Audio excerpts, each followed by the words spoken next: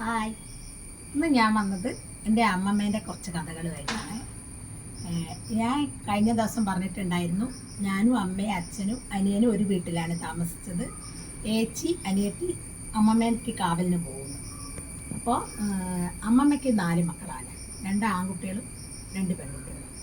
പിന്നെ അമ്മമ്മേൻ്റെ ആൺകുട്ടികൾ ഗുജറാത്തിലാണ്, 2 ചെറുപ്പത്തിലേ പോയതാണ്. അതുകൊണ്ട് അമ്മേനെ കല്യാണം കഴിച്ചു കൊടുത്തത് അരിക്കുളാണ്. അമ്മേൻ്റെ ഭർത്താവിന് അങ്ങനെ അമ്മേൻ്റെ 2ാമത്തെ അമ്മയാണുള്ളത്. അച്ഛൻ്റെ അമ്മ മരിച്ചു പോയിട്ടുണ്ട്. പിന്നെ വളർത്തിയതൊക്കെ 2ാമത്തെ അമ്മയാണ്. അവർക്ക് മക്കൾ വേറെയുണ്ട്. അപ്പോൾ എന്താ വെച്ചാൽ അമ്മ അവിടെ നിന്ന് പോന്നിട്ട് അമ്മേൻ്റെ വീട്ടിലാണ് താമസം. അമ്മേൻ്റെ വീട്ടിൽ ആരും ഇല്ലാത്തതിൻ്റെ പേരിൽ അമ്മാവിനൊക്കെ അമ്മേനെ വീട്ടിൽ ഇവിടെ 2 വീടുണ്ട്, അങ്ങനെ അമ്മേൻ്റെ വീട്ടിലേക്കാണ് കൊണ്ടുവന്നത്. അപ്പോൾ അമ്മമ്മ താമസിക്കുന്ന സ്ഥലത്ത് ആരും ഇല്ലാത്തതുകൊണ്ട് അമ്മമ്മേൻ്റെ പൂർണ്ണ ഉത്തരവാദിത്വം അമ്മേൻ്റെ കയ്യിലാണ്. പിന്നെ അമ്മാവന്മാർ ഗുജറാത്തിലോല് ഫാമിലിയായിട്ട് ഗുജറാത്ത് താമസിക്കുകയാണ്. അതുകൊണ്ട് അവർക്ക് നോക്കാനാവില്ല. പിന്നെ മൂത്തമ്മയ്ക്ക് കുറച്ച് പ്രാരാബ്ദങ്ങൾ, കുഞ്ഞുകുട്ടി പ്രാരാബ്ദങ്ങളൊക്കെ ഉള്ളതിനെക്കൊണ്ട് മൂത്തമ്മയ്ക്ക് കുറച്ച് നോക്കാൻ വിഷമമുണ്ട്. അതുകൊണ്ട് അമ്മയാണ് അമ്മമ്മേനെ നോക്കുന്നത്.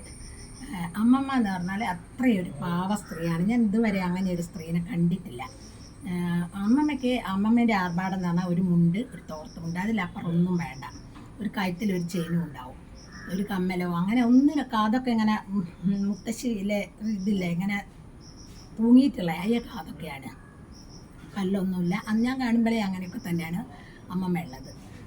അപ്പോൾ അമ്മമ്മേൻ്റെ പേരിൽ ഒരുപാട് സ്വത്തൊക്കെ ഉണ്ട്. പക്ഷേ അമ്മമ്മയ്ക്ക് ഇതൊന്നും അറിയില്ല, എൻ്റെ പേരിൽ ഇങ്ങനെ ഇട്ടിരുന്നു, അല്ലെങ്കിൽ അതിനോടെന്തോ ഒരു താല്പര്യമില്ല. നമ്മൾ ആദിയും വ്യാധിയും ഇല്ല എന്നൊക്കെ കേൾക്കല്ലേ, അതുപോലെയാണ് അമ്മമ്മയ്ക്ക് ഒരാളെ പറ്റി ഒരു ആദിയില്ല വ്യാധിയില്ല ഒന്നുമില്ല. രാവിലെ കൈയും കാലും മുഖവും കഴുകി ഭസ്മം അവിടെ നിന്ന് മുതൽ ഇവിടെ വരെ തൊടും. അതാണ് ആർഭാടം. അതൊരു ഭസ്മക്കൊട്ടയൊക്കെ ഉണ്ട്. അമ്മമ്മ താമസിക്കുന്ന വീട് എന്ന് പറഞ്ഞാൽ വലിയ വീടാണ്. അന്ന് ആ പ്രദേശത്ത് ഏറ്റവും വലിയ വീടായിരിക്കും. അന്ന് അവിടെയാണ് കറണ്ടൊക്കെ കിട്ടിയത്. അത് അമ്മമ്മേൻ്റെ ആങ്ങള സിംഗപ്പൂരായിരുന്നു അവർ വന്നപ്പോൾ. ആ കഥ ഞാൻ പിന്നീട് ഒരിക്കൽ പറയുന്നുണ്ട്. അപ്പോൾ അമ്മമ്മയ്ക്ക് കാവലിന് പോവുക ഞാനോ ഏച്ചിയോ ഇങ്ങനെ ആരെങ്കിലും ആയിരിക്കും. ഏച്ചി അനിയത്തിയാണ് എപ്പോഴും പോവുക. അമ്മമ്മയ്ക്ക് പൈസ കൊടുത്തൊന്നും വാങ്ങൂല. അരി കുറേ വയലൊക്കെ ഉണ്ട്, അവിടെ നെല്ലുണ്ടാക്കും. അത് പുഴുങ്ങി കുത്തി കുറേ അരി, പഴയരി, അതിൻ്റെ ചോറായിരിക്കും.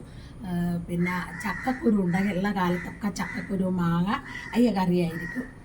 അല്ലെങ്കിൽ എന്തെങ്കിലും അങ്ങനെയൊക്കെ കടയിൽ പോയി വാങ്ങുന്ന ഒരു പരിപാടി ഇല്ല.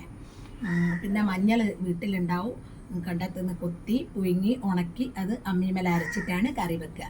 പിന്നെ മുളകൊക്കെ അന്നൊക്കെ അരക്കലാണ്, മുളക് പൊടിയൊന്നുമില്ല. അങ്ങനെയൊക്കെയുള്ള ഒരു കാലഘട്ടം. അപ്പോൾ അമ്മമ്മേൻ്റെ അടുത്തേക്ക് പോവുക. ഏച്ചി ആണെങ്കിൽ ഏച്ചി ചില ദിവസം നെല്ല് കുത്തിയിട്ട് ചോറ് വെക്കേണ്ടി വരും കേട്ടോ. പിന്നെ നെല്ല് കുത്താനായിട്ട് വീട്ടിൽ ഒരാൾ വരലുണ്ട്, ഒരു നാരായണിയമ്മ എന്ന് പറയും. അവരൊരു ദിവസം എനിക്ക് തോന്നുന്നു ഒരു ചാക്ക് നെല്ലൊക്കെ ഒരു നിമിഷം കൊണ്ട് കുത്തുന്നവർ. അവരെപ്പറ്റി ഞാൻ പിന്നീട് ഒരിക്കൽ പറയുന്നുണ്ട്. അപ്പം നെല്ല് അരി ഉണ്ടാവും. ഈ അരി തന്നെയാണ് വെള്ളത്തിലിട്ടിട്ട് രാവിലെ അരച്ചിട്ട് പത്തിരി ഉണ്ടാക്കും. അങ്ങനെയൊക്കെയാണ് അമ്മമ്മേൻ്റെ ജീവിതം. പൈസ മക്കൾ 2 ഗുജറാത്തിൽ നിന്ന് അമ്മമ്മയ്ക്ക് പൈസ അയച്ചു കൊടുക്കും, എല്ലാ മാസവും അയച്ചു കൊടുക്കും. പക്ഷേ ആ പൈസയൊന്നും അമ്മമ്മയ്ക്ക് അതിനോടൊന്നും അങ്ങനെ കൂടുതൽ ഭ്രമമൊന്നുമുള്ള ആളല്ല. ഒരു പറമ്പ് എൻ്റെ അമ്മയ്ക്ക് തന്നെ, അമ്മയാണ് അവിടെ തേങ്ങയൊക്കെ പറപ്പിക്കുക. അമ്മാവന്മാരൊന്നും പറയല, അമ്മ പറപ്പിക്കും, തേങ്ങ പറപ്പിക്കും, അങ്ങനെയൊക്കെയാണ്. അങ്ങനെ അമ്മമ്മേൻ്റെ അടുത്ത് പോകുന്ന ദിവസം ചിലപ്പോൾ ഞാനായിരിക്കും പോകേണ്ടി വരിക. ഏച്ചി ഇന്ന് ഞാൻ പോകുന്നില്ല എന്ന് പറഞ്ഞാൽ ഞാൻ പോവുകയാണെങ്കിൽ പിന്നെ എനിക്ക് ഭയങ്കര ഇഷ്ടമാണ് പോകാൻ. ഞാനും അനിയത്തി ആയിരിക്കും. അപ്പം അമ്മമ്മ ചെന്നാലൊരു ചോദ്യമുണ്ട്, ചോറൊക്കെ അമ്മമ്മ ഉണ്ടാക്കി വെക്കും. ഉച്ചക്കത്തെ ഭക്ഷണം അമ്മമ്മ ഉണ്ടാക്കാറില്ല കേട്ടോ, അമ്മ കൊടുത്തയക്കാൻ. ഞാൻ പറഞ്ഞില്ല, ഒരു പാടത്തിൻ്റെ അടുത്ത് തന്നെയാണ്. ഒരു പത്തായപ്പര, ഒരു വലിയ ഒരു വീടാണ്, ചെത്തിത്തേക്കാത്ത ഒരു ഇല്ലം പോലെയൊക്കെയാണ് വീട് കണ്ടാൽ. അന്ന് ആ പ്രദേശത്ത് ഒരാളും ഇല്ല, എല്ലാ വീടും ഒരു 1.5 ഏക്കറിൽ ഒരു നടുക്കൊരു വീടുണ്ട്. ഒരു മനുഷ്യനെ നമുക്ക് കാണാൻ പറ്റൂല. അങ്ങനത്തെ ഒരു സ്ഥലത്താണ് അമ്മമ്മ ഒറ്റയ്ക്ക് ജീവിക്കുന്നത്.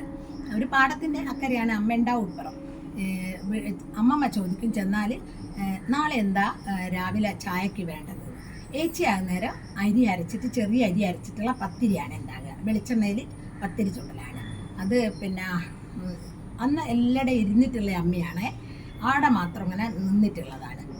അപ്പോൾ ഞാൻ ചെറുതല്ല, എനിക്ക് പൊതുവേ നീളം കുറവാണ്, അതുകൊണ്ട് ഞാൻ ചെറുതുമാണ്. ഞാൻ എന്താ ചെയ്യാൻ ഇതുമ്മ കയറി ഇരുന്നിട്ടാണ് അരി അരയ്ക്കുക. അപ്പോൾ എനിക്കെന്തോ ഒരു ഇഷ്ടമല്ല. ഞാൻ പോകുന്നത് തന്നെ ഇതിന് വേണ്ടിയിട്ട്, അമ്മമ്മ ഇത് ചോദ്യം കേൾക്കാനായിട്ട്. അമ്മമ്മ ചോദിക്കും നാളെ എന്താ കൂട്ടൽ വേണ്ടത്. അപ്പം ഞാൻ വേഗം പറയൂ അമ്മമ്മ നാളെ അവിലാക്കാമെന്ന്. അപ്പോൾ എന്താ വെച്ചാൽ അമ്മമ്മ രാത്രി നെല്ല് വാട്ടി വെച്ച് മണ്ണിൻ്റെ കലത്തിൽ വാട്ടി വെച്ച് പിറ്റേന്ന് അമ്മമ്മ വറുത്ത് തരും. വറുത്ത് തന്നിട്ട് അത് ഞാൻ ഇടിക്കും. അങ്ങനെ ഇടിച്ച് അവിൽ ചെറിയിട്ട് ഈ അവിലാണ് ഞങ്ങൾ ചായക്ക് കൂട്ടുക. ഞാൻ അതിന് വേണ്ടിയാണ് പോകുന്നത്. പിന്നെ പാല് ഒന്നുകിൽ ഇവിടെ ഉണ്ടാവും, എൻ്റെ വീട്ടിലുണ്ടാവും പാല്, അമ്മ പശുവിനെ വളർത്തലുണ്ട്. അല്ലെങ്കിൽ അത് എപ്പോഴൊന്നും ഉണ്ടാവില്ലല്ലോ കറവ്. അല്ലെങ്കിൽ അമ്മമ്മേൻ്റെ മോൻ കൊണ്ടുവന്ന് അടുത്തുനിന്ന് പാലയെന്ന് പറയും, അവിടെ നിന്നാണ്. അപ്പോൾ എന്തായാലും അമ്മായിൻ്റെ അമ്മ ഞങ്ങൾക്കായിട്ടുള്ള പാല് കരുതും. അപ്പം രാവിലെ പോയി ആ പാല് വാങ്ങിക്കൊണ്ടുവന്ന് ഈ അവിലിടിച്ച് ചായ കാച്ചി അതാണ് കഴിക്കുക. തേങ്ങയൊക്കെ ചെരിയിട്ട് എനിക്ക് ഭയങ്കര ഇഷ്ടമായി അവിലിന്. അന്നായി ഇടിക്കുന്ന അവിലിന് എന്തോ ഒരു രസമാണ്, ആ വറവിൻ്റെ ഒക്കെ ടേസ്റ്റ്. ഇന്നത്തെ അവിലിനൊന്നും ആയ രസമില്ലേ ഒരളിയിലിടിക്കുക. എനിക്ക് എത്രയൊക്കെ പ്രായമുള്ളൂ, ഞാനൊരു 4ാം ക്ലാസ്സിലൊക്കെ ഉണ്ടാവും. പക്ഷേങ്കിൽ എനിക്കത് ഭയങ്കര ഇഷ്ടം. അവിൽ ഞാൻ അടിക്കുക, അമ്മമ്മ വറുത്ത് അമ്മമ്മൻ്റെ നേതൃത്വത്തിൽ ഞാൻ അടിക്കും. അപ്പോൾ ആരാ കൂടെ ഉള്ളതെന്ന് വെച്ചാൽ അങ്ങനെ അവിലൊക്കെയാണ് ചായക്ക് കൂട്ട ഏറ്റവും ഇഷ്ടം. എനിക്ക് അതിന് വേണ്ടിയാണ് പോകുന്നത്.